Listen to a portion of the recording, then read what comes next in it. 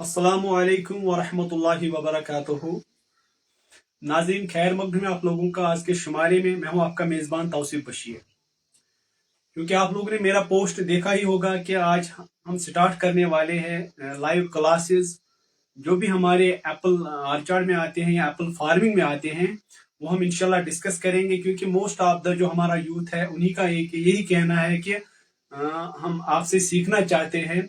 आप हमें मतलब लाइव ऐसा प्लेटफॉर्म बना के दीजिए कि हम लाइव क्लासेस आपके अटेंड करेंगे, और जिसमें हम different mostly we will talk about Urdu में हम बात करेंगे, और कभी कभार इंग्लिश में भी इंशाल्लाह। क्योंकि कश्मीरी, जब हम कश्मीर में बात करते हैं कि कश्मीरी का जो मतलब जो वो लिमिटेड है, क्योंकि मोस्ट ऑफ द जो आर्चर्डिस्ट्स है हमारे, वो आज यंग यूथ है। इसलिए ये जो मतलब ओवरऑल जो हमारा जो लाइव सेशन चलेगा, ये हम इंशाल्लाह we will talk, we will discuss every each and point. जो भी हमारे एप्पल फार्मिंग में आता है वो हम इंशाल्लाह डिस्कस करेंगे।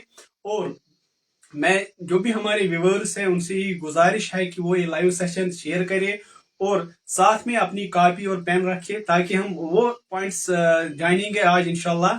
क्योंकि जो इम्पोर्टेंट है हमारी एप्पल इंडस्ट्री में, आज का जो हमारा टॉपिक है वो है पोस्ट हार्वेस्ट मैनेजमेंट प्रैक्टिसेस है, जिसमें हम डिफरेंट प्रूनिंग के जो भी हमारे उसूल है वो भी इंशाल्लाह हम जानेंगे। और जो भी हमारे डिफरेंट कल्चरल प्रैक्टिस आते हैं, जिसमें हम खाद वगैरह डालते हैं, वो भी डिस्कस करेंगे इंशाल्लाह। हमारे साथ बनी रहिए। इंशाल्लाह ये जो लाइव सेशन है बहुत अच्छा जाएगा। मैं कोशिश करूंगा कि ईच एंड एवरी पॉइंट पे आपको मतलब हाईलाइट करूं कि किस तरह करना है। इसके लिए मैं आपसे यही गुजारिश करता हूं, जो भी मेरा अभी लाइव सेशन देख रहे हैं वो इंशाल्लाह शेयर करिए। शेयर के साथ मतलब जो भी आपकी क्वेरीज है वो आप पेन डाउन करिए, क्योंकि अगला जो हमारा क्लास है 3 दिन के बाद या 4 दिन के बाद, वो हम उस पर डिस्कस करेंगे इंशाल्लाह।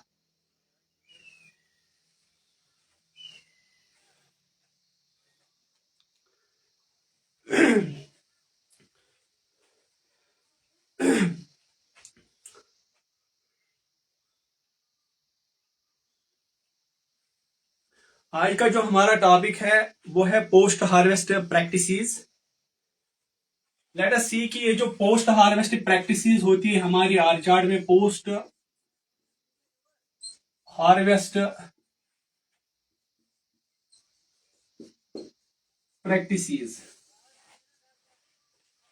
पहले मैं डिस्कस करूंगा ये जो हार्वेस्ट इसमें आता है, ठीक है।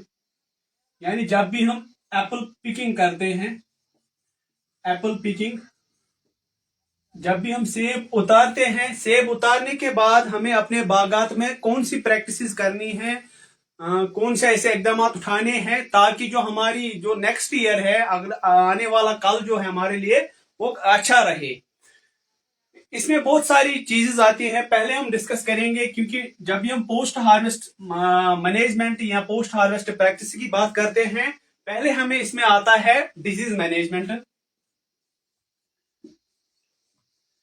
Disease management,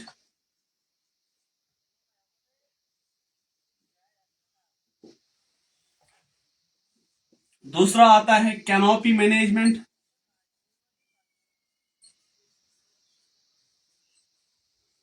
and the third one soil management.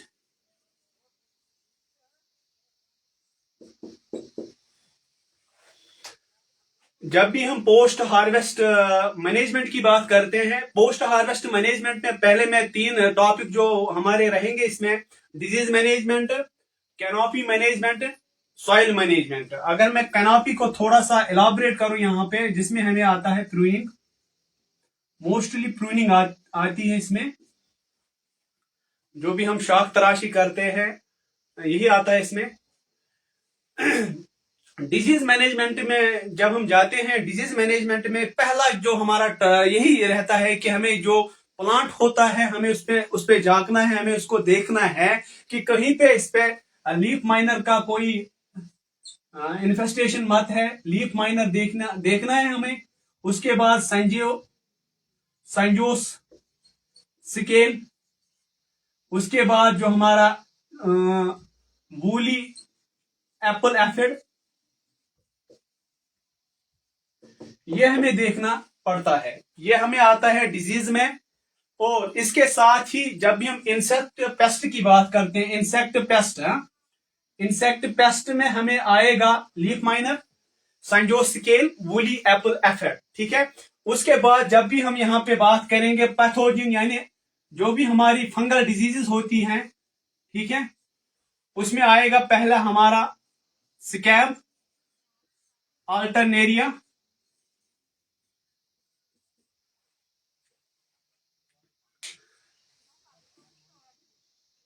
जब भी हम बात करते हैं पैथोजन की, जो हमारा अक्सर रहता है हमारे, if we talk about the Kashmir, Kashmir में अक्सर स्कैब का इन्फेस्टेशन बहुत ज्यादा रहता है, और अल्टरनेरिया, जिसको हम कश्मीरी में त्रामदाग भी बोलते हैं, वो रहता है। ज्यादातर यही डिजीजेस हमें देखने को मिलती है। If we talk about the scab, ये कॉम्प्लेक्स डिजीज है।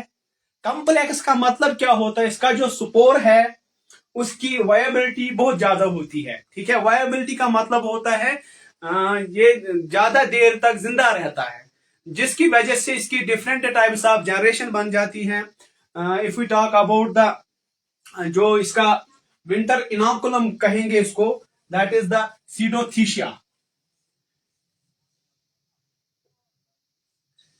सीडोथीशिया जो एक जिसको हम बोलते हैं पॉकेट लाइक होता है, एक ठेले जैसा होता है, जिसमें डिफरेंट टाइप्स ऑफ स्पोर्स होते हैं। क्योंकि पहले हम बात करेंगे कि जो भी हमारा पोस्ट हार्वेस्ट मैनेजमेंट प्रैक्टिसेस है एप्पल इंडस्ट्री में, पहला हमें फोकस रहता है यही कि ये जो स्कैब है, स्कैब का इनोकुलम लोड हम कैसे कम कर सके, ठीक है। इनोकुलम लोड का मतलब होता है इनोकुलम लोड। जब भी हम इनोकुलम लोड की बात करते हैं, what is this? It is basically those viable spores. ये वायबल स्पोर्स होते हैं जो अगले साल के लिए एक इन्फेक्शन बन के रहता है, ताकि जब इसको फेवरेबल कंडीशन मिल जाए इन द वेरी मार्च और अप्रैल ऑफ द 2005, ये इसमें क्या करता है, फिर इमर्ज करता है। ये इनोकुलम लोड कम करने के लिए हमें पोस्ट हार्वेस्ट मैनेजमेंट प्रैक्टिस में जाना पड़ता है। उसमें हमारा आता है डिजीज मैनेजमेंट। उस डिजीज मैनेजमेंट हम पहले यही करते हैं कि हम यहां पे यूरिया स्प्रे करते हैं।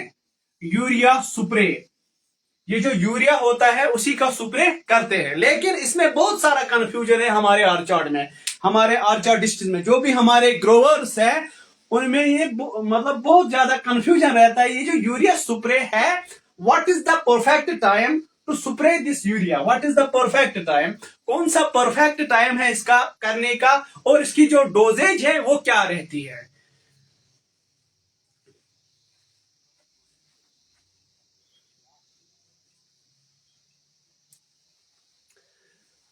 जब भी हम यूरिया की बात करते हैं, यूरिया एक ये आप लोगों ने देखा होगा, it is the richest source. Richest source, ये पहले हम इसको डिफाइन करेंगे यूरिया क्या होती है।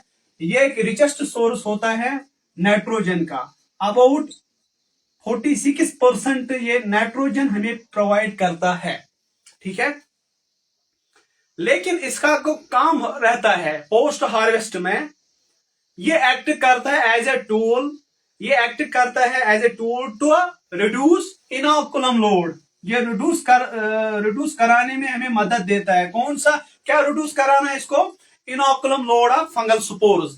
If we talk mostly, if we talk about the scab, scab के जो इनोकुलम लोड होता है, मोस्टली जो वो हिडन रहता है या हाइबरनेट करता है या इनएक्टिव स्टेज में रहता है, या जिसको हम बोलते हैं डोरमेंट स्टेज, जो एप्पल की होती है, एप्पल स्कैब की जो होती है, वो होता है सीडोथीशिया। ये जो सीडोथीशिया होता है ये पॉकेट लाइक होता है, इसमें डिफरेंट काइंड ऑफ स्पोर्स रहते हैं, ठीक है। यही काम कराने के लिए हम यहाँ पे यूरिया का स्प्रे करते हैं। लेकिन याद रहे, इसका जो परफेक्ट टाइमिंग है वो एक ग्रोअर को देखनी पड़ती है। फॉर एग्जाम्पल, अगर आज हम इसको करेंगे, ठीक है, क्योंकि हमने हार्वेस्ट किया है, 4 दिन या 5 दिन हो गए हैं, जो भी हमारे प्लांट की जो कैनापी है, if we talk about the leaves, वो अभी फ्रेश ग्रीन है, that means they are now active. तो यूरिया स्प्रे आज करना इसका एक हमें फायदा मिलेगा, और अगर हम लेट करेंगे उसका और फायदा रहता है। लेकिन अगर हम आज करेंगे, आज हम अगर इस यूरिया को करेंगे, इट में कॉज ये फाइटोटॉक्सिटी करेगा प्लांट में।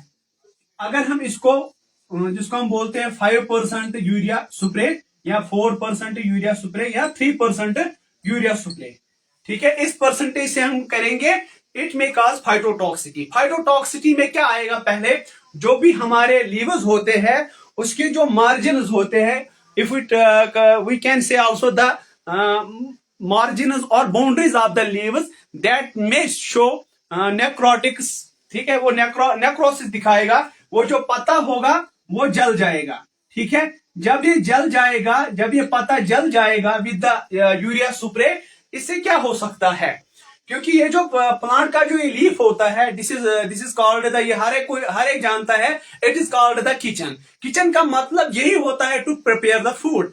जब हम किचन को ही खत्म करेंगे, इसकी जो फोटोसिंथेटिक जो सरफेस होती है एक लीफ में, वो खत्म हो जाएगी। जब ये फोटोसिंथेसिस का जो एक्टिविटी है एक लीफ में खत्म हो जाएगी, विद द रिजल्ट ये सिम्टम्स जो आएंगे वो हमारे बर्ड पे आएंगे, क्योंकि बर्ड का जो ज्यादा यही रहता है कि जो भी बर्ड जो अबेंडेंट हो विद द कार्बोहाइड्रेट्स, अगर कोई बर्ड रहता है, उस बर्ड को अगल बगल में कार्बोहाइड्रेट का स्टोरेज जितना ज्यादा रहेगा उतना बेहतर है, ठीक है। लेकिन जब ये पत्ता खत्म हो जाएगा, उसकी वजह से क्या रिजल्ट आएगा, जो भी हमारा फ्रूट बर्ड होता है, इस फ्रूट पर पे ये वीक हो जाएगा, क्योंकि हमारे प्लांट में हमारे आप लोगों ने देखा होगा कि if we talk about the bloom stage, और if we talk about the pink bud stage of an apple, जब हम एप्पल की पिंक बर्ड स्टेज की बात करते हैं, पिंक बर्ड में हमें देखने को मिलता है कि सारे बर्ड्स एक साथ ब्लूम नहीं होते हैं। What is the result, result यही रहता है कि ये जो हमारे बर्ड्स जो होते हैं, ये एट डिफरेंट हायरार्की में आते हैं। जो बर्ड्स जिसमें एबंडेंस ऑफ कार्बोहाइड्रेट्स रहता है, वो जल्दी ब्लूम होते हैं, वो जल्दी बर्स्ट होते हैं, यानी ब्लूम स्टेज उसको जल्दी आती है। लेकिन जो ये बर्ड वीक रहता है, उसमें क्या होता है, वो जल्दी मतलब बर्स्ट नहीं होता है, वो जल्दी नहीं खुल पाता है, वो जल्दी ब्लूम नहीं होता है। विद द रिजल्ट इसकी जो ये लैगिंग रहता है, ये पीछे रहता है। उससे क्या होता है, जब ये प्लांट फॉर एग्जांपल इसको बर्स्ट होना था, इसको ब्लूम होना था 15 अप्रैल इफ वी टॉक, लेकिन ये 1 जून क्या होता है, या 1 मई ये बर्स्ट होता है। ये जो लैगिंग पीरियड रहता है, इसकी वजह से ये जो फ्रूट इस बर्ड पे फिर आएगा, उसका साइज बहुत कम रहता है। आप लोगों ने देखा होगा, if we talk about the whole tree में अगर हम देखेंगे, वहां पे हमें ऐसे सेब मिलते हैं जिनका साइज बहुत अच्छा रहता है, लेकिन ज्यादातर हमें वो सेब मिलते हैं जिनका साइज बहुत कम रहता है। इसका ज्यादा रिजल्ट यही रहता है कि ये जो कार्बोहाइड्रेट स्टोरेज इस प्लांट में होती है वो कम होती है। इसलिए मैं आपको बोलता हूं, अगर आज आप यूरिया करोगे, क्योंकि यूरिया का जो यहां पे हम अगर बात करेंगे यूरिया स्प्रे की, अगर हम आज करेंगे इसको, ठीक है, इट मे कॉज फाइटोटॉक्सिटी, क्योंकि हमारा प्लांट जो है अभी एक्टिव है, मोर एक्टिव है, ठीक है। आज हमें इसको मतलब नहीं करना है, स्प्रे नहीं करना है। हमें कब करना है, मिनिमम मैं यहां पे लिखूंगा, हमारे जो प्लांट्स होते हैं, एप्पल ट्री के जो पत्ते होंगे, लगभग मतलब इफ यू टॉक 15 to 30% उसमें येलोइंग होनी चाहिए, ठीक है। ये एक कंडीशन है। अगर हमारे प्लांट में 15 to 30% येलोइंग लीव्स दिखने को मिलते हैं, ठीक है, तब हम यूरिया स्प्रे करेंगे। या 10 to 20% जब लीफ फॉल होगा, या हमारे प्लांट में ये कंडीशन है, ये 2 कंडीशन होना जरूरी है। मिनिमम कंडीशन जो होती है, मिनिमम का मतलब होता है इसमें भी मतलब इफेक्ट प्लांट में पड़ सकता है, लेकिन ज्यादा नहीं पड़ सकता है, बहुत कम पड़ सकता है। तो मिनिमम कंडीशन यही है कि 15 से 30% येलो होना जरूरी है, या 10 to 20% लीफ फॉल होना जरूरी है, तब जाके हमें मतलब यूरिया स्प्रे करना है।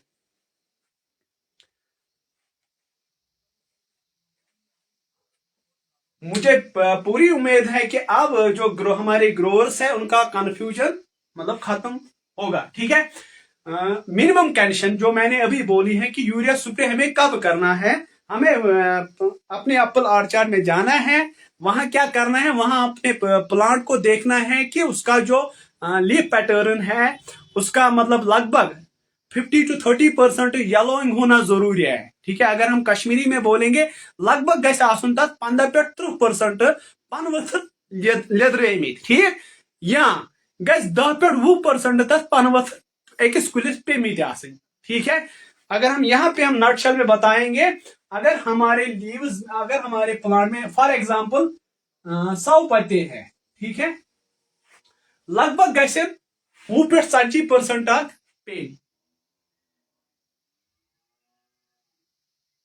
ये हमें देखना है। और दूसरी बात, ये हम यूरिया स्प्रे की बात करते हैं। देखो अगर हम दूसरा जो इंपॉर्टेंट यहाँ पे रोल रहेगा कि ये जो पोस्ट हार्वेस्ट एप्पल में जो हम मैनेजमेंट करते हैं, डिफरेंट मैनेजमेंट्स आते हैं इसमें। पहले आता है डिजीज का, दूसरा आता है कैनोपी का, और तीसरा आता है सॉइल मैनेजमेंट। हमने पहला टॉपिक उठाया कि डिजीज मैनेजमेंट में हमें क्या करना है। पहला जो हमारा आता है यूरिया स्प्रे।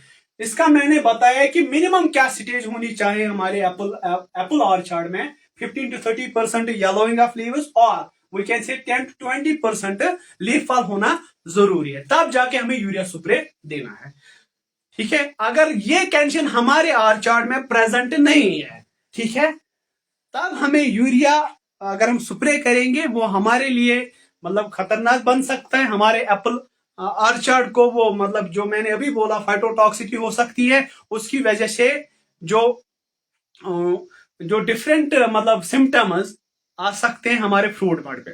ठीक है, और एक कंफ्यूजन है हमारे फार्मर्स में या ग्रोअर्स में कि अगर हम पोस्ट हार्वेस्ट करते हैं, पोस्ट हार्वेस्ट में if we talk about the post harvest nutrient management है, उसमें उनको यही कंफ्यूजन रहता है इससे बर्ड बनेंगे, लेकिन उससे बर्ड नहीं बनते हैं। फिर क्या हो सकता है उससे, मैं यहां पे आपको बताऊंगा। जब हम एप्पल प्लांट की बात करते हैं, ठीक है, यहां पे जो पीनट स्टेज होती है, पीनट स्टेज जब आती है हमारे एप्पल ऑर्चर्ड में, ठीक है, उसी दौरान हम फ्रूट थिनिंग करते हैं। जब हम उसी दौरान फ्रूट थिनिंग करते हैं, इसका हमें यही मतलब देखने को मिलता है कि पीनट स्टेज के दौरान ही अगले साल जो बड़ बनने हैं वो तभी बनते हैं, मतलब वो स्टार्ट होते हैं पीनट स्टेज से ही। यही मतलब है कि अगर हम आज पोस्ट हार्वेस्ट न्यूट्रेंट मैनेजमेंट करते हैं, ये हमें बड़ बना के नहीं देंगे, लेकिन जो बड़ ऑलरेडी बने हुए हैं पीनट स्टेज में उनका ये ग्रोथ अच्छा देंगे, जिसकी वजह से उनका जो मतलब मैंने अभी बोला पॉलिनेशन अच्छे से होगी, फर्टिलाइजेशन अच्छे से होगी। जितना बड़ स्ट्रांग होगा उतना उसका साइज अच्छा आएगा, उतना उसका कलर अच्छा आएगा। ठीक है, इसीलिए हम पोस्ट हार्वेस्ट न्यूट्रेंट मैनेजमेंट करते हैं।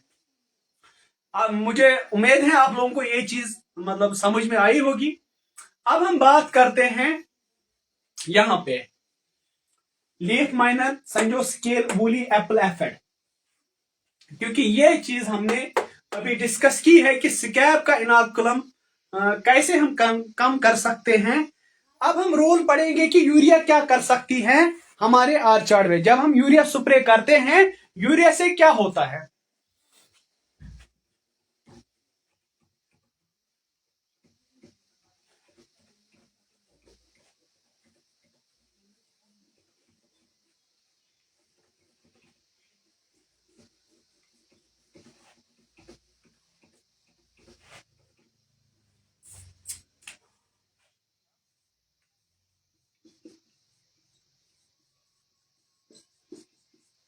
यूरिया स्प्रे इसकी मैं जो मिनिमम कंडीशन मैंने रखी है यहाँ पे, जब भी हमारे एप्पल ऑर्चर्ड में 50 to 30% येलोइंग ऑफ लीव्स, ये एक कंडीशन है। दूसरी कंडीशन ये हो सकती है जब 10 to 20% लीव फॉल होगा। ये दो कंडीशन है। ये दो कंडीशन है इंपॉर्टेंट। जब भी हमारे आर चार्ट में ये दो कंडीशन पाई जाती है तब जाके हमें यूरिया स्प्रे करना है। अगर हम इसकी डोज की बात करेंगे, यूरिया स्प्रे का जो डोजेज जो है, इसकी जो डोजेज है, if we talk about the SKUAST Kashmir का यही रहता है कि ये 5% होना चाहिए। मतलब यूरिया की जो डोजेज है वो 5% होना चाहिए। दैट इज अबाउट 50 ग्राम पर लीटर ऑफ वाटर। लेकिन जब ये हम प्रैक्टिकल लाइफ में प्रैक्टिकली देखते हैं, ये जो डोजेज है, मैंने अभी बात कही थी कि ये फाइटोटॉक्सिटी करता है, ठीक है।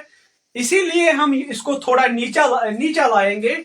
इसकी जो डोजेज है हम रख सकते हैं 35 ग्राम टू 40 ग्राम पर लीटर ऑफ वाटर। ये इसकी डोजेज है। इस डोजेज पे ये फाइटोटॉक्सिटी नहीं दिखाएगा। जो भी मेरा अभी लाइव सेशन देख रहे हैं उनके लिए गुजारिश है कि वो मेरा वीडियो शेयर करिए। जो भी हमारे क्वेश्चंस आते हैं, कमेंट में आते हैं, इंशाल्लाह कोशिश करेंगे वो भी डिस्कस करेंगे। क्योंकि हमने अभी पहला जो टॉपिक उठाया, पोस्ट हार्वेस्ट प्रैक्टिसेस इन एप्पल ऑर्चार्ड्स, उसमें हमने डिजीज मैनेजमेंट उठाया है। डिजीज मैनेजमेंट हमने पहला जो टॉपिक सब टॉपिक है इसका यूरिया स्प्रे, और उसके बाद हम कॉपर स्प्रे भी उठाएंगे इंशाल्लाह। तो इसकी डोजेज यही रहेगी। उसके बाद ये क्या कर सकती है हमारे ऑर्चार्ड में। देखो, जब भी हम किसी पत्ते को देखते हैं,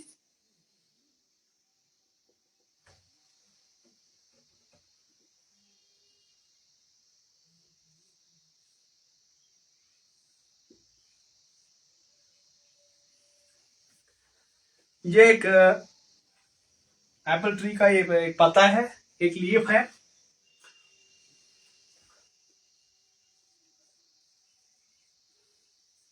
स्कैब, ठीक है।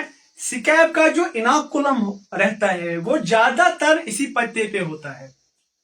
क्यों पत्ते पे होता है? क्योंकि ये जो पत्ता होता है ये रिचेस्ट सोर्स होता है कार्बोहाइड्रेट का, ये रिचेस्ट सोर्स होता है डिफरेंट न्यूट्रेंट्स का, ठीक है। जब स्कैब इस पे रहती है,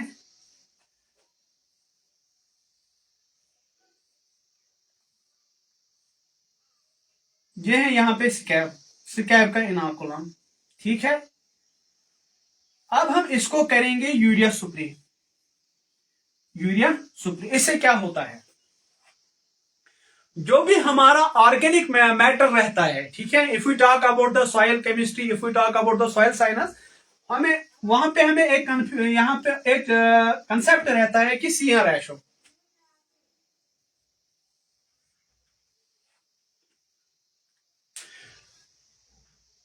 पहले हम इस सीआर रेशो को जानेंगे। सीआर रेशो क्या होता है?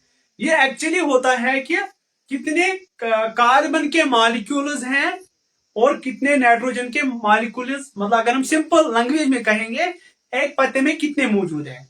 क्योंकि इनका रेशो बहुत इंपॉर्टेंट है, ठीक है। इनका रेशो क्यों इंपॉर्टेंट है? वो इसलिए कि जब इनका रेशो बराबर रहता है, उसकी वजह से इसको क्या होती है, जो भी हमारी डिकम्पोशन रिएक्शन होती है due to the microbial activity की वजह से, जो डिकम्पोशन रेट रहती है वो डिफरेंट रहती है। इसलिए हम यहाँ पे यूरिया स्प्रे करते हैं। इस यूरिया स्प्रे से इनका जो रेशो है वो ज्यादा आता है, सी रेशो बढ़ जाता है, जिसकी वजह से रेट ऑफ डिकम्पोशन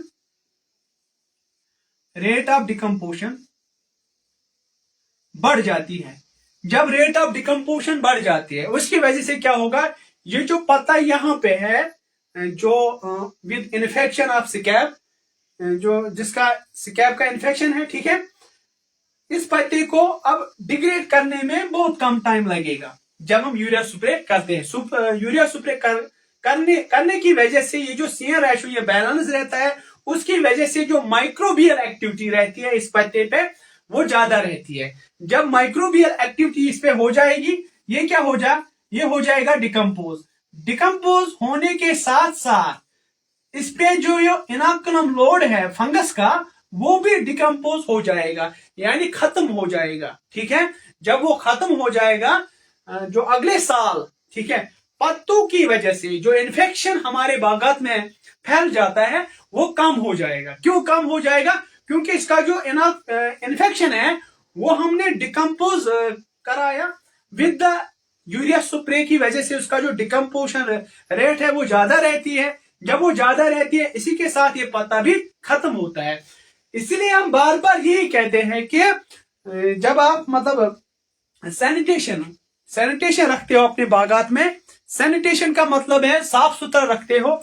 ये जो पत्ते हैं इसको आप स्वीप करते हो, ठीक है, झाड़ू से स्वीप करके इसको आप जला सकते हो या कई बार फेंक सकते हो। लेकिन जब आप यूरिया स्प्रे करोगे, ठीक है, लेकिन मिनिमम कंडीशन जो मैंने यहां पे बोली ये मैट होना जरूरी है। ठीक है, जब आप यूरिया स्प्रे करोगे इस पे जो आपके पत्ते नीचे भी गिरे हैं, ठीक है, उस पे भी यूरिया का स्प्रे छिड़कना जरूरी है।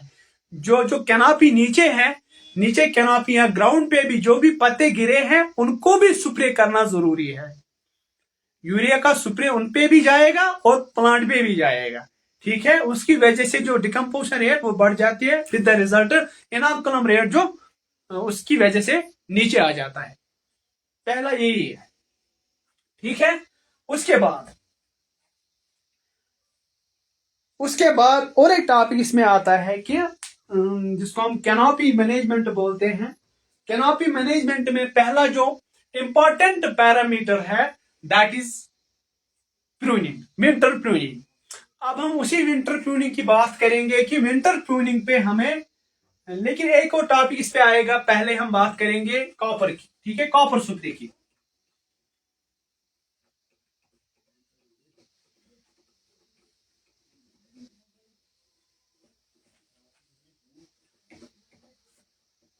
देखो यहां पे जो डोजेज मैंने बताई है वो एक्चुअली फॉर द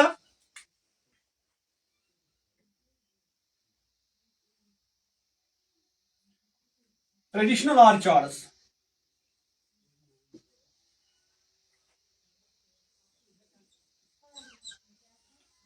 ट्रेडिशनल ऑर्चार्ड्स, अगर हम हाई डेंसिटी की बात करेंगे, हाई डेंसिटी पे हमें कौन सी डोजेज देनी है?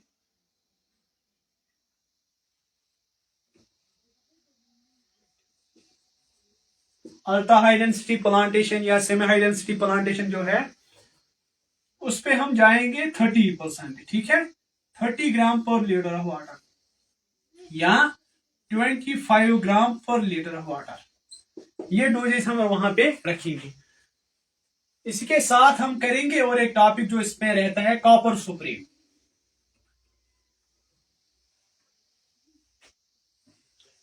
कॉपर स्प्रे देखो, जब पहले मैं बताऊंगा कॉपर का क्या रोल रहता है। If we talk about the copper, copper हमारा एक माइक्रो न्यूट्रेंट भी है, लेकिन डिजीज मैनेजमेंट में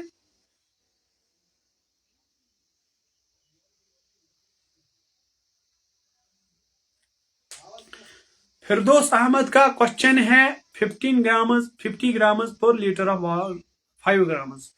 5 ग्राम्स अगर हम देंगे इस पे ये काम नहीं करेगा। ठीक है, हमें डिकम्पोज, हमें प्लांट को नहीं देना है, हमें लीव्स पे छिड़कना है और ग्राउंड पे भी जो भी लीव्स हैं उन पे छिड़कना है। ठीक है, आपने जो डोजेज बताए हैं वो एक्चुअली हम रखते हैं एनपीके में 5 ग्राम हम पर लीटर ऑफ वाटर रखते हैं। अब हम कॉपर की बात करेंगे। अगर आपने कॉपर की बात सुनी होगी कि कॉपर एक माइक्रोन्यूट्रेंट है, इसका इंपॉर्टेंट रोल रहता है if we talk about the shelf life of a fruit. जब हम शेल्फ लाइफ की बात करते हैं उसमें इसका बहुत अहम रोल है, लेकिन आज हम इसका रोल पढ़ेंगे as disease management. Disease management में कॉपर क्या करता है? ठीक है, याद रहे ये जो कॉपर है it is the only fungicide if we talk about this. ये एक फंजिसाइड है, एक्ट करता है, it acts as a fungicide. ठीक है, fungicide as well as bactericide, ठीक है, बैक्टीरियोसाइड, यहां इसकी बैक्टीरियल साइडल एक्टिविटी है, इसकी बैक्टीरियल साइडल एक्टिविटी है।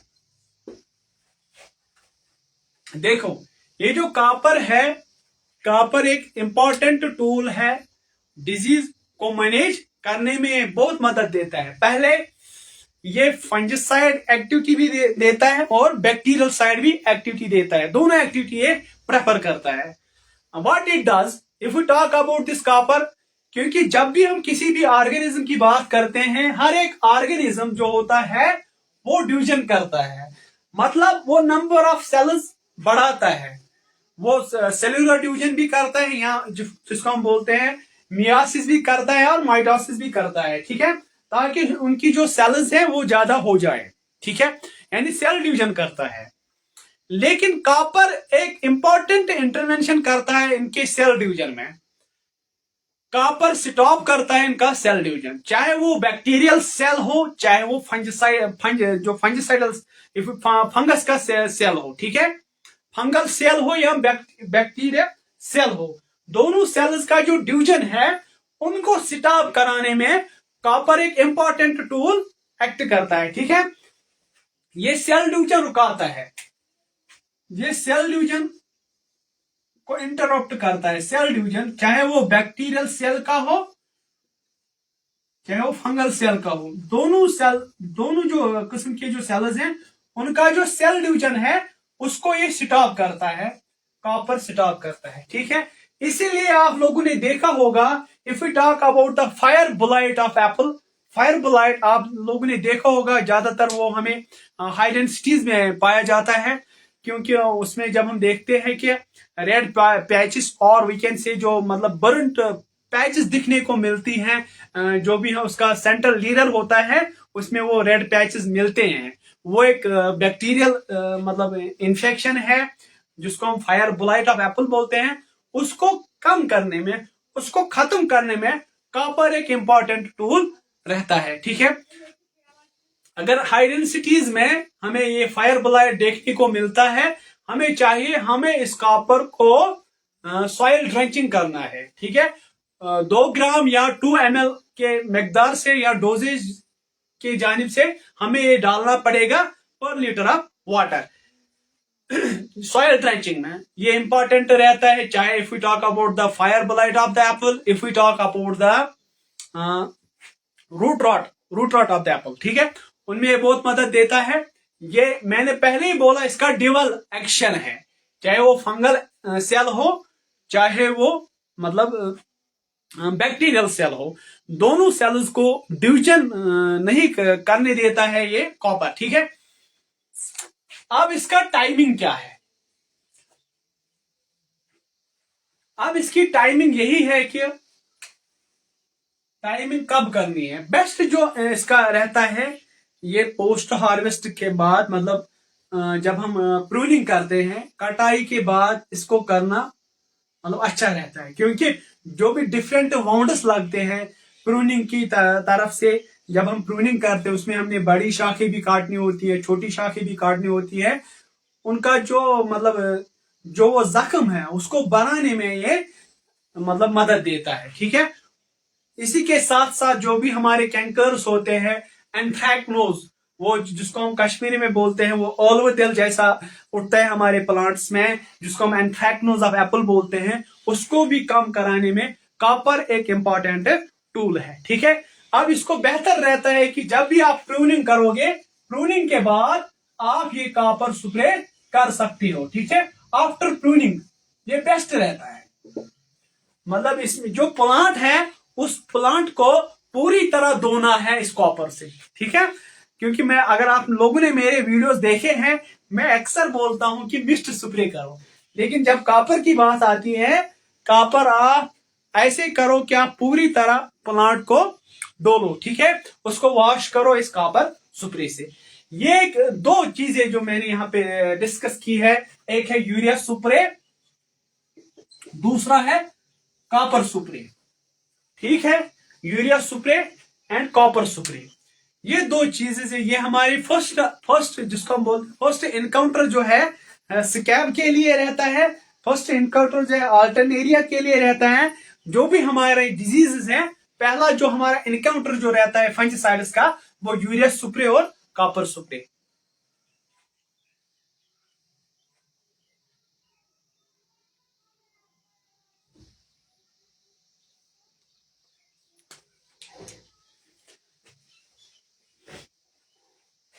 इसकी जो मकदार है वो कम से कम इसकी जो डोजेज है 2 ग्राम पर लीटर ऑफ वाटर और 2 ml पर लीटर ऑफ वाटर। बेहतर रहता है कि आप इसको कब करो, आफ्टर प्रूनिंग। ठीक है, ये हमारा पहला जो हमारा डिजीज का जो हमने बोला। अभी हम करेंगे इंसेक्ट पेस्ट की बात करते हैं। इंसेक्ट पेस्ट का जो रहता है यहाँ पे अगर हम कश्मीर में बात करेंगे, कश्मीर में हमारा रहता है यहाँ पे फॉर्मसे जिसको हम बोलते हैं वूली एप्पल एफिड। दूसरा है लीफ ब्लॉच माइनर। तीसरा रहता है संजोस स्केल। ये ज्यादातर 3, इनके अलावा बहुत हैं, लेकिन ये जो ज्यादा है मतलब जिनकी इन्फेस्टेशन ज्यादा रहती है हमारे बागात में, हमारे बगीचे में, वो है वूली एप्पल एफिड जिसको हम फमसे भी बोलते हैं, लीफ ब्लॉच माइनर और संजो स्केल।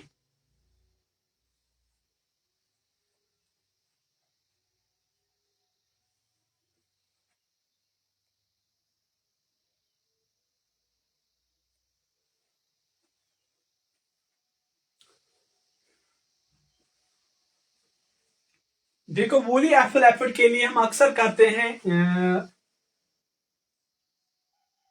मतलब जो भी हमारे डिफरेंट इंसेक्टिसाइड्स है हमारी लोकेलिटी में, ठीक है, या हम करते हैं इसको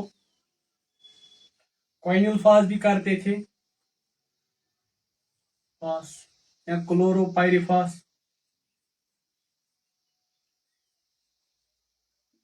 ठीक है, ये ज्यादा करते थे, लेकिन मैं आपको यहां से बताऊंगा कि ये जो हमारे जो भी हम पहले से करते आए हैं insecticides, if we talk about the dimethoate, if we talk about the quinalphos, if we talk about the chlorpyrifos, if we talk about the cypermethrin etcetera etcetera. ठीक है, ये वो इंसेक्टिसाइड्स हैं जो हमने पहले से किया है, जिसकी वजह से जो हमारे इंसेक्ट्स है उन इंसेक्टों ने क्या किया, उन्होंने अपने अंदर एक रेजिस्टेंस बना के रखा है, जिसकी वजह से जब भी हम ये दवा छिड़कते हैं, ये इंसेक्टिसाइड छिड़कते हैं, उन पे उतना असर नहीं होता है। ठीक है, इसके लिए आप चाहिए कि आप यहां पे वूली एप्पल एफिड के लिए आप यहां पे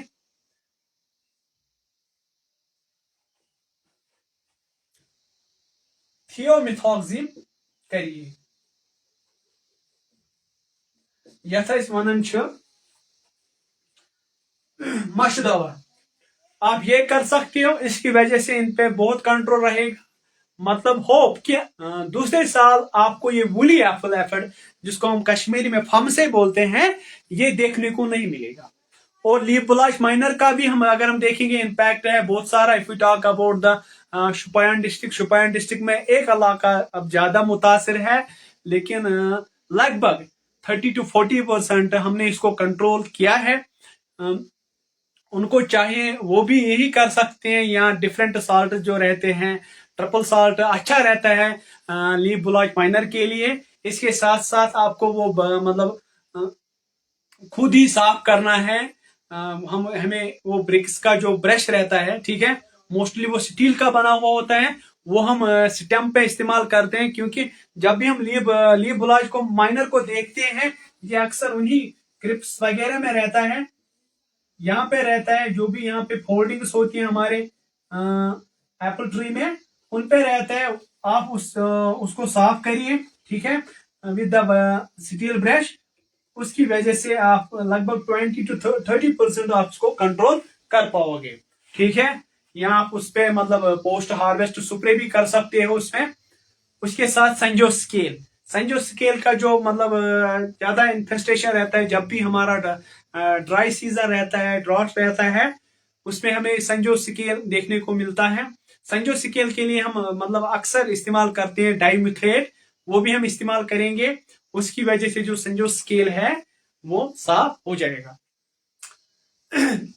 ये था कापर सुप्रे और जो भी हमारे इंसेक्ट पेस्ट्स होते हैं उनके लिए मैंने आपको ये बता दिया, क्योंकि ये जो अगर हम ज्यादा डिटेल में जाएंगे तो उतना ये ज्यादा लंबा हो जाएगा।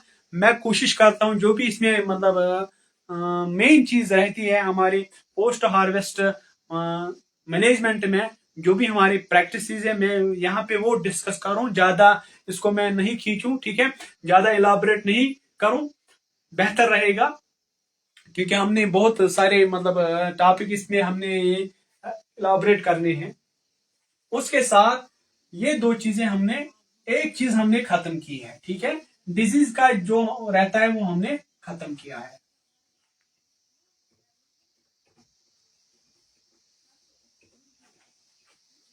अब हम बात करेंगे यहां पे जो हमारा रहता है कैनोपी मैनेजमेंट।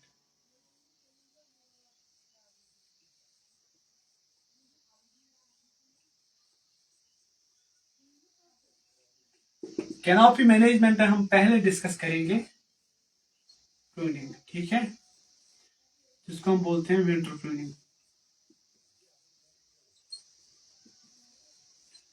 विंटर प्रूनिंग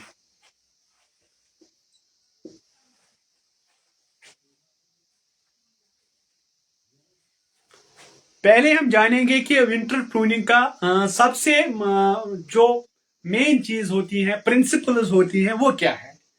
पहले परफेक्ट टाइम होना चाहिए प्रूनिंग का, ठीक है। क्योंकि if we talk about the Kashmir, यहाँ पे हमें बहुत सारे थ्रेट्स देखने को मिलते हैं। If we talk about the Shopian district में परसों था, वहां पे एक विजिट पे, वहां पे वो एक जगह से, एक तरफ से वो सेब उतार रहे थे और दूसरी जगह वो प्रूनिंग कर रहे थे। मतलब it is a big slab on the Apple industry के। हम साइमल्टेनियसली यहाँ पे एप्पल पिकिंग भी करते हैं और उसके साथ साथ हम प्रूनिंग भी करते हैं। इट इज रियली ए मतलब shocking news for me, not for you people, क्योंकि आप लोग ये करते हैं, आप इसको एंजॉय करते हैं ताकि काम खत्म हो जाए। लेकिन आप, अब मैं यहाँ पे आपको वो चीज बताऊंगा कि जब भी हम अर्ली प्रूनिंग करते हैं, टाइम से पहले ही प्रूनिंग करते हैं, उससे हमें क्या नुकसान होता है। देखो पहले मैं बताऊंगा प्रॉपर टाइमिंग ऑफ प्रूनिंग, ठीक है। वो रहता है 40 to 60% leaf fall. First point आप इसको नोट करिए। फर्स्ट पॉइंट क्या रहता है हमारे, जब भी हम प्रूनिंग की बात करते हैं कैनोपी मैनेजमेंट में, जब हम बात करते हैं कैनोपी मैनेजमेंट जो जो सब टॉपिक है, वो पहले पहले है प्रूनिंग, तो विंटर प्रूनिंग। उसका पहला जो टाइमिंग है, क्योंकि वक्त वक्त जब भी 40 to 60% लीफ फॉल रहता है हमारे और चार्ट में, that is set as the perfect timing for pruning, ठीक है। ये हमें जरूरी करना है, ये मैं बताऊंगा आप लोगों यहां पे।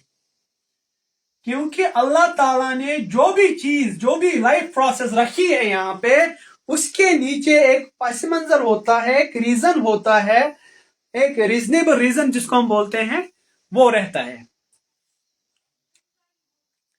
क्योंकि अल्लाह ने जो भी चीज बनाई है उसका एक वैल्यू रहता है हमारी यहाँ पे कायनात में। इसीलिए आप उस वैल्यू को डिवैल्यू मत करिए। पहला जो पॉइंट आपका रहेगा यहाँ पे 40 to 60% लीफ फॉल का होना जरूरी है। अब यहाँ पे बात करते हैं हमारे जो इफ यू टॉक अबाउट जो भी हमारे स्नो प्रोन एरियाज है, जिसपे अक्सर नुकसान होता है, उसका भी मैं बताऊंगा क्यों स्नोफॉल से उस एरिया में नुकसान होता है। पहला पॉइंट यही है, प्रूनिंग में हमें क्या देखना है, 40 to 60% लीफ फॉल का होना जरूरी है, ठीक है। It is the first point and very much important. Second,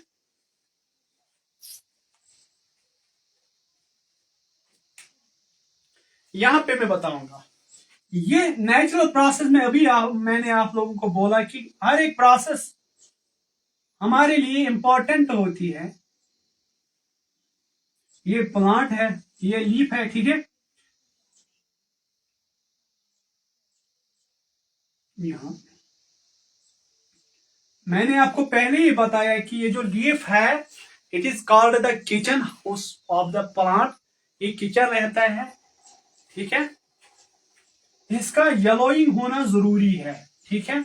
यहां पे मैं बात करूंगा, इसमें होता है अभी हम जब ये फ्रेश रहता है, ठीक है, जब ये ग्रीन रहता है, इसमें जिंक भी होता है, इसमें आयरन भी होता है, इसमें नाइट्रोजन भी होता है, फास्फोरस भी होता है, पोटेशियम भी होता है, मैग्नीशियम भी होता है, कैल्शियम भी होता है, ठीक है, एटसेट्रा। ये सारे न्यूट्रंट्स, एवन सम कार्बोहाइड्रेट्स भी होते हैं इसमें, या शुगर जिसको हम बोलते हैं वो भी रहते हैं जब ये फ्रेश ग्रीन रहता है, जब इसका कलर ग्रीन रहता है, ठीक है। मैंने आपको यहां पे ये पॉइंट बताया कि 40 to 60% लीफ फॉल होना जरूरी है। वो लीफ फॉल कैसे हो जाएगा? जब ये येलो हो जाएगा, यम साथ लुदुर गश तेली यम साथ इस प्लांट आसान, ठीक है। If we talk about the Kashmiri में हम बात करेंगे, यह तोताम आसान सब्जा सब्ज योता अथ मज यम न्यूट्रंट्स आसान, बे योता अथ मज क्लोरोफिल आसे। यह क्या गसन कम, यम साथ प्लांटस टाइम छु वातन, इनएक्टिव स्टेज टाइम छु वातन, यमन न्यूट्रंटन अनन पानस कुन। यहाँ पे मैं बताऊंगा, यहाँ पे ये सिस्टम है, ठीक है।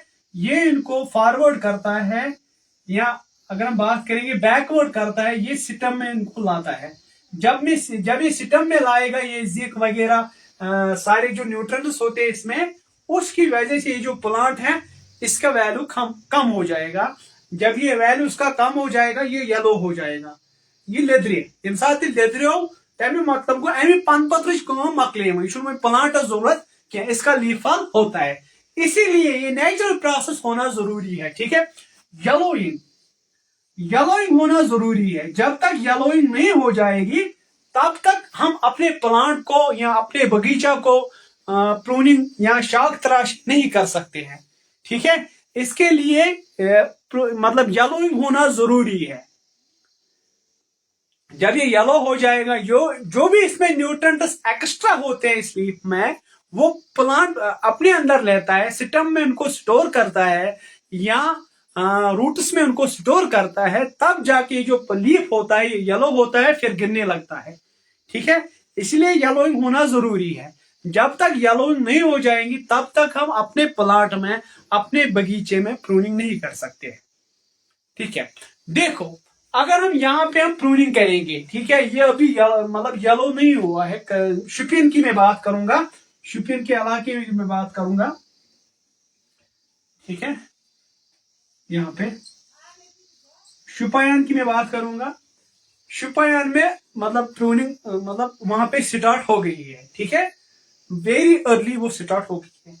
जब मैं शुपायन की बात करूंगा, मैंने इस प्लांट को कटाई की है, इसको मैंने प्रूनिंग की है। ये जो सारे न्यूट्रिएंट्स है इसमें भी मौजूद है।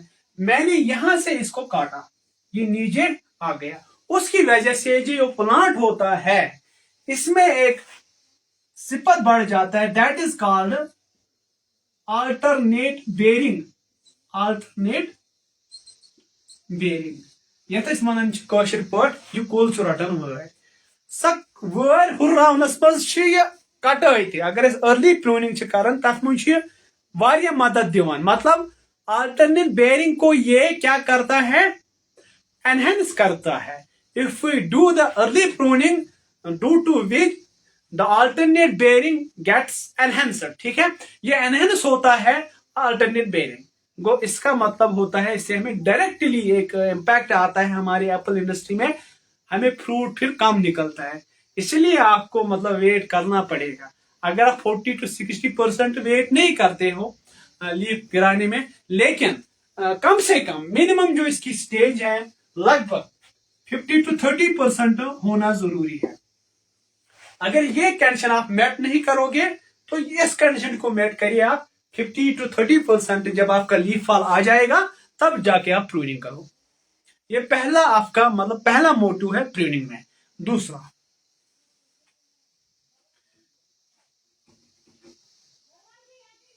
एक मैंने बताया आपको कि जब हम प्रूनिंग पहले से ही करते हैं अल्टरनेट बेयरिंग होती है, और उसके साथ ये जो न्यूट्रंट्स होते हैं क्योंकि इनका मकदार कम ही चाहिए होता है, क्योंकि इसमें मोस्टली मैंने यहाँ पे जिंक की बात की, आयरन की बात की, ठीक है। यहाँ पे मैं बोरान की बात करूंगा, बोरान की मैंने बात की है, कॉपर की मैंने बात की है, मैग्नीज या मॉलिब्डेनम की बात करते हैं। ये माइक्रो न्यूट्रंट्स होते हैं।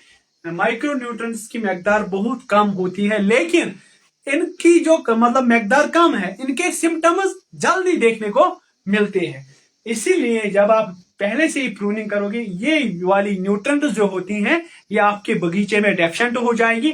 विद द रिजल्ट आप लोगों ने इस साल देखा होगा कि ज्यादा हो गया कि येलोइंग होती है हमारे फ्रूट में, लेदरन चूंट। What is the result? ठीक है, एक है मानते हैं कि एनवायरमेंट की वजह से हुआ है, लेकिन इंटरनल फैक्टर जो ज्यादा रहता है इसमें वो होता है ये, जब भी ये न्यूट्रिएंट्स हमारे इस फ्रूट में कम हो जाएंगे, उसकी वजह से जो शेल्फ लाइफ है वो कम होती है। जब वो कम होती है तो फ्रूट जो होते हैं वो येलो हो जाते हैं। तुम लेदरन तुम सुनो, ठीक है। इसीलिए आप प्रूनिंग को वेट करिए, पहले ये कंडीशन आप अपने बगीचे में मेट करिए, तब जाके आप प्रूनिंग करिए। उसके साथ ये था प्रॉपर टाइमिंग ऑफ प्रूनिंग। उसके साथ प्रूनिंग में हमें क्या करना है, what are the principles of pruning? Pruning के प्रिंसिपल्स क्या है, मैं आपको नटशेल में बताऊंगा। कि पहले आप देखोगे यहां पे डेड, जो भी डेड ब्रांच होगी वो आप करोगे, ठीक है। दूसरा, डाइड, जो भी ब्रांच यहां पे मैं कहूंगा ड्राइड है, डेड ड्राइड, जो भी ड्राइड ब्रांच है वो आप मतलब रिमूव करना है उसको। तीसरा, डिजीज, जिस भी ब्रांच में डिजीज हो उसको रिमूव करना है, ठीक है। यहां पे मैं जो भी ब्रांच डैमेज्ड है उसको भी रिमूव करना है, ठीक है, उसको काटना है। और यहां पे मैं अभी डिस्कस करना हूं क्राउडनेस। पहले आपको देखना है कि आपके बगीचे में अगर कोई ब्रांच है उसमें डिजीज है, क्योंकि मोस्टली कैंकर रहता है या एंथ्रेक्नोज होता है, उसको आप काटिए, उसको आप थिन आउट करिए, उसको आप रिमूव करिए। दूसरा जो मैंने अभी बताया है, जो भी ब्रांच सूख गई है उसको भी आपने काटना है, ठीक है। तीसरा, जो भी आपकी ब्रांच डिजीज है, कोई भी डिजीज है उस पे भी उसको काटना है, या कोई ब्रोक हो गई है, टूट गई है, उसको भी काटना है। और उसका जो लास्ट आता है क्राउडनेस। अगर आपके बगीचे में देखो जो भी हमारी फंगल डिजीज है वो ज्यादा क्यों आती है हमारे बगीचे में, what is the result, what is the reason? Reason क्या है?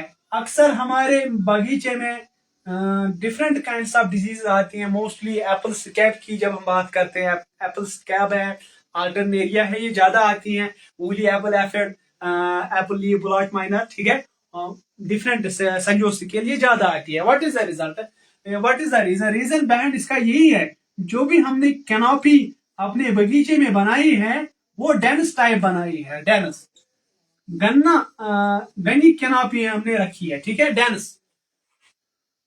वही यहाँ पे मैं बात कर रहा हूं कि अगर आपके बगीचे में, आपके प्लॉट में क्राउडनेस ज्यादा है, आप उसको कम करिए, उसको काटिए। देखो क्या करना है, एक ब्रांच से दूसरे ब्रांच तक कितनी मिनिमम डिस्टेंस होना है, ठीक है। यहाँ पे ये एक ब्रांच है, ये एक ब्रांच है, ठीक है।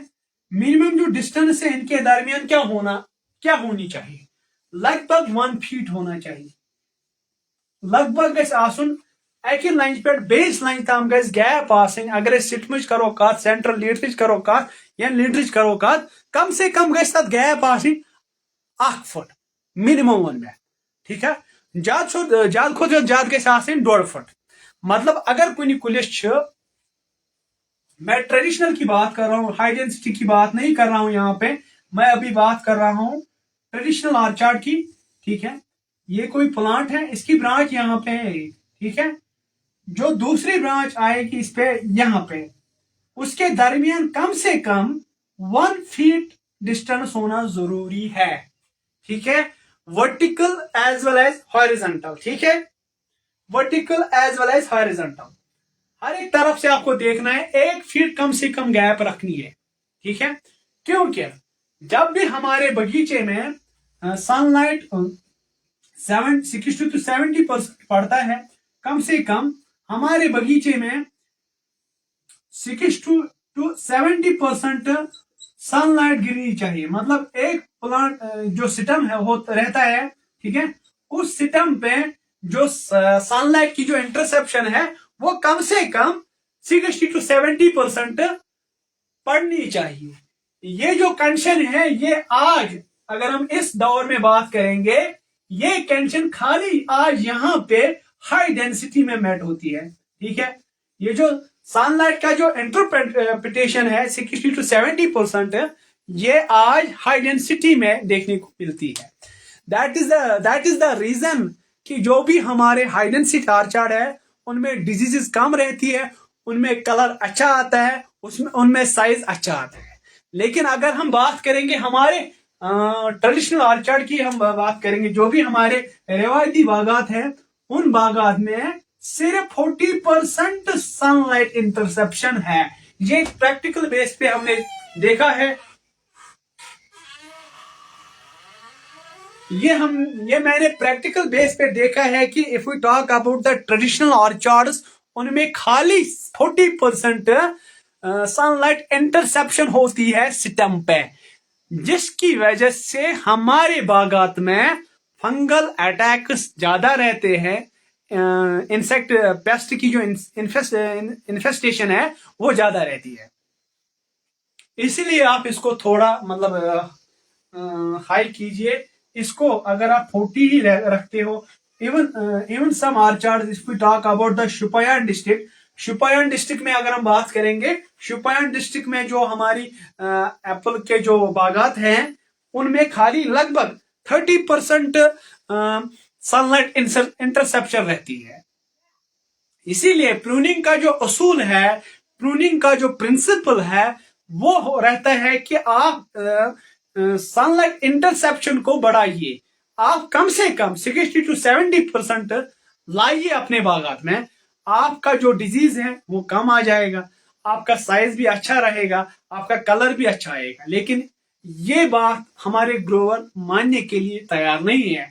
उनको मतलब दुख लगता है जब हम कोई ब्रांच या मोटी सी ब्रांच उनके बगीचे में निकालते हैं, उनको दुख रहता है। लेकिन दुख रहने की बात नहीं है। जब भी हमारे बागात में 60 to 70% सनलाइट इंटरसेप्शन रहती है, उससे हमें बहुत फायदा मिलता है। पहला फायदा जो मिलता है हमारे बागात में, यहाँ पे मैं आपको एक रिलेशन बताऊंगा यहाँ पे, क्योंकि यहाँ पे फिर सारे मतलब जो यहाँ पे चीज हमने डिस्कस करनी है वो मैं यहाँ पे सारे चीज बताऊंगा। यहाँ पे मैं यहाँ पे बात कर रहा हूं सनलाइट की। सनलाइट का गिरना क्यों जरूरी है हमारे बागात में? 60 to 70%, 60 to 70% क्यों जरूरी है? यहाँ पे मैं यहाँ पे स्कैब की बात करूंगा जल्दी। स्कैब मैंने पहले ही, अगर आपने मेरे वीडियोस देखे हैं या वो ऑलरेडी अवेलेबल है, मैंने एक रिलेशन बताई थी आपको, स्कैब कब होगी, कितने दिनों के बाद होगी, कितनी वेटनेस होना जरूरी है, कितना टेम्परेचर होना जरूरी है। ये रिलेशन मैंने आप लोगों को बताई है। अगर किसी ने अभी नहीं देखी है, वो हमारी जो चैनल है farmers corner Kashmir YouTube channel, वहां पे आप सर्च मारिए, वहां पे आपको ये मिलेगा, ठीक है। यहाँ पे स्कैब का जो वेटिंग टाइम है, मैंने अभी बोला आपको कि स्कैब का वेटिंग टाइम कितना होना है, 9 आवर्स, ठीक है। वेटनेस, लीफ वेटनेस जिसको हम बोलते हैं, और टेम्परेचर का होना 20 डिग्री सेल्सियस, मतलब रेंज मैंने बताया 20 डिग्री सेल्सियस। लीफ वेटनेस कितना होना जरूरी है, 9 आवर्स एंड 20 डिग्री सेल्सियस होना जरूरी है।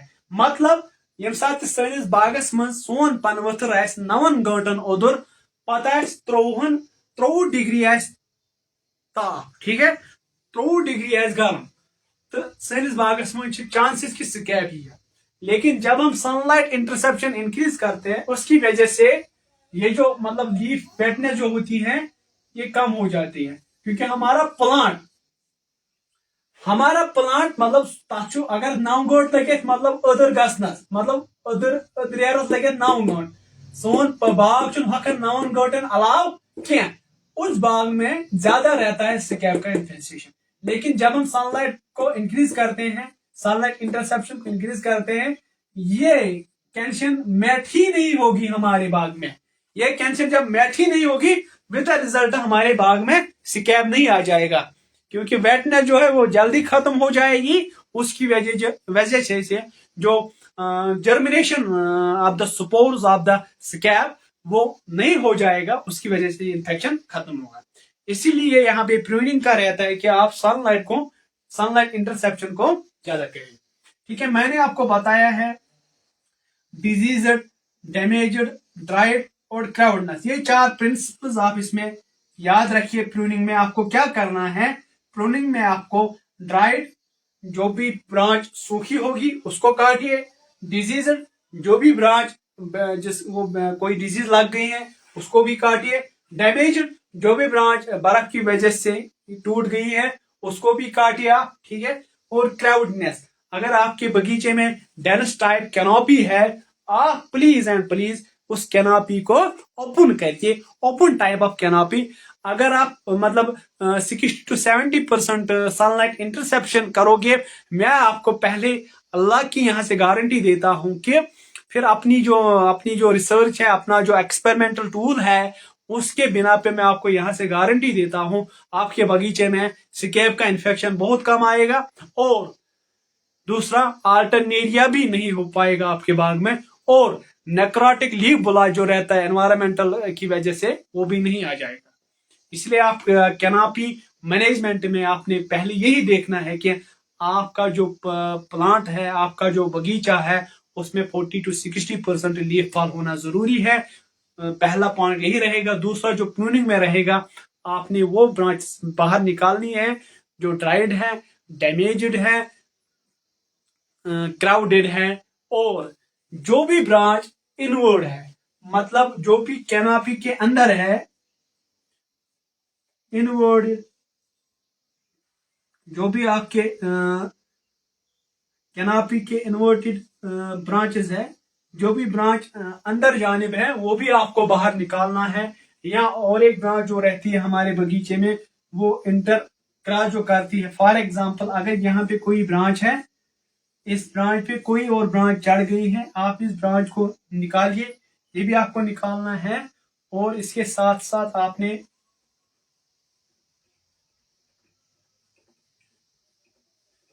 एक ब्रांच से दूसरी ब्रांच तक लगभग 1 फीट की दूरी रखना जरूरी है। ये चीजें हमने प्रूनिंग में देखी है। इंशाल्लाह इसका जो अगला टॉपिक है, इसी कैनोपी इसी पोस्ट हार्वेस्ट मैनेजमेंट प्रैक्टिसेस में हमने आज डिस्कस किया है डिजीज मैनेजमेंट, दूसरा किया है हमने कैनोपी मैनेजमेंट, और एक इंपॉर्टेंट इसमें आएगा सॉइल मैनेजमेंट। इंशाल्लाह with the blessings of almighty Allah, इंशाल्लाह वो भी हम डिस्कस करेंगे किसी और लाइव सेशन में। तब तक के लिए दीजिए इजाजत। और लास्ट में यही गुजारिश करूंगा, अगर आपको मेरा ये वीडियो, मेरा ये लाइव क्लास अच्छे से समझ में आ गया है तो प्लीज आप इसे शेयर करें, अपने दोस्तों के ग्रुप्स में शेयर करें, ताकि ये जो एप्पल इंडस्ट्री है ये दिन ब दिन तरक्की करे। इसमें जो हमारी एक्चुअल जो पैकेज ऑफ प्रैक्टिस है एप्पल इंडस्ट्री में वो देखने को मिले।